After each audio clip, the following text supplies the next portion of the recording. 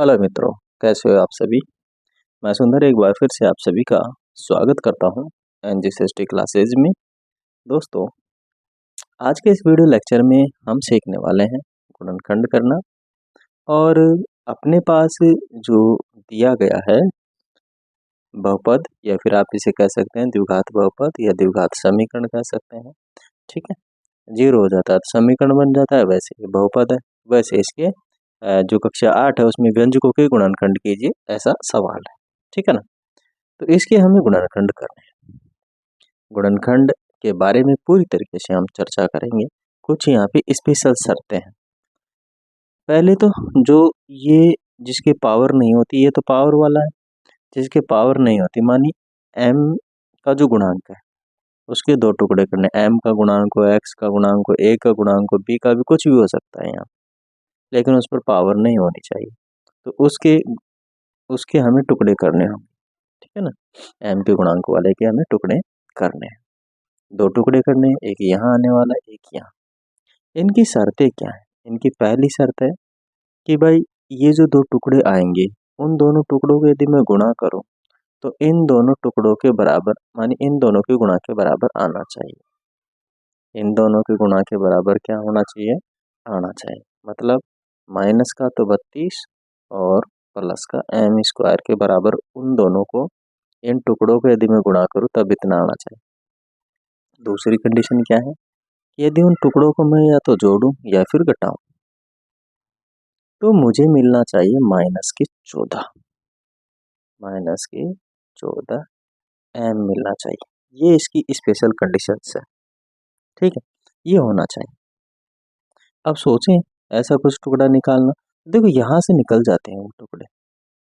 इसका यदि हम अब 32 का यदि हम क्या कर ले, गुणनखंड कर ले, तो टुकड़े डेफिनेट मिलेंगे हम। ठीक है।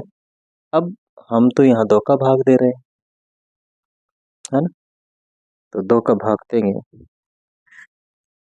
चलिए एक बार देखते हैं।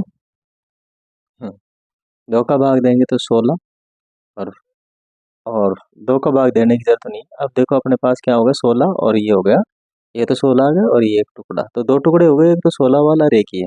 वैसे और चले जाएंगे टुकड़े तो, लेकिन अपना यही आंसर मिल गया है, मतलब इनके टुकड़े मिल गए तो हम और क्यों ढूंढे। तो अब इसके जो टुकड़े मिले हैं, देखो एक तो मैं क्या रख दूंगा यहाँ पे, 16 आ रहा ना, तो माइनस का बड़ी संख्या देखो इधर है ना, तो माइनस का मैं 16 मान लूंगा ये, और एक टुकड़ा ये वाला मान लूंगा, क्योंकि इन दोनों टुकड़े करने पर 32 हो रहा है, तो इसको मैं मान लूंगा प्लस का m मानूंगा। हो गए ना दो टुकड़े।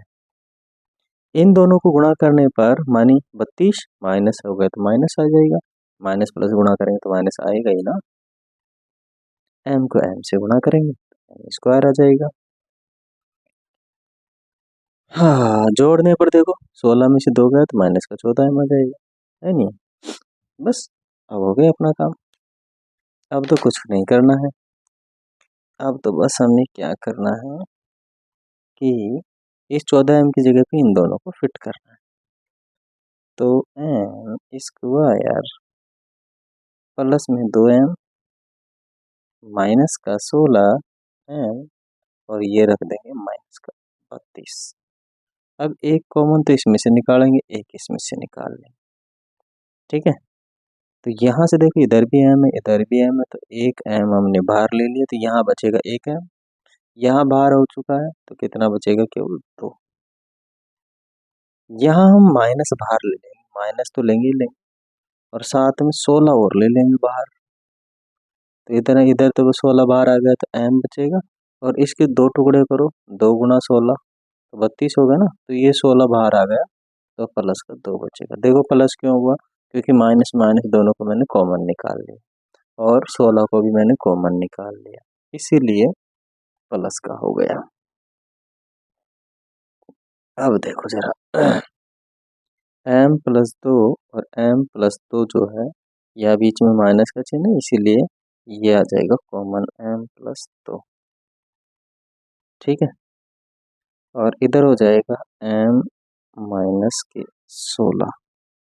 कितना हो जाएगा, m-16।